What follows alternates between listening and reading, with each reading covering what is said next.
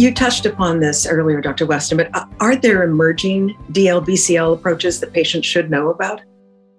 Yes, there are thankfully many. We could spend several hours talking about lots of new therapies coming along. So it's a great answer to have. It's a wealth of an embarrassment of riches that we have for lots and lots of new therapies that appear quite promising in the early development stage. In terms of those that have actually crossed over the finish line to be approved by the FDA, we have a handful of new therapies in the past few years that have been approved. Previously, we didn't really have very many, but now there are multiple therapies that are approved by the FDA outside of a clinical trial that are targeted treatments.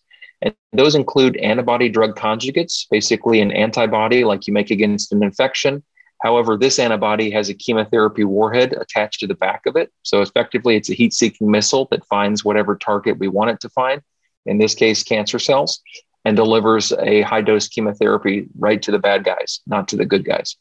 There are also other immune therapies that we've seen that can be very powerful, antibodies plus immunomodulatory drugs, and we can talk about specific names of these if we'd like. And then lastly, there are other oral agents that are coming along that look very promising in terms of their ability to target the cancer cells more directly than growing cells. Lastly, there's a very new class of therapies, not yet approved, but very promising.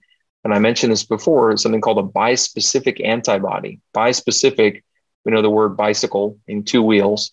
Bispecific is two specific antibodies. Basically, it's an antibody that's grabbing onto a cancer cell and grabbing onto an immune cell and says, I'd like to introduce you guys. Why don't you guys come in proximity and see if we can have a party?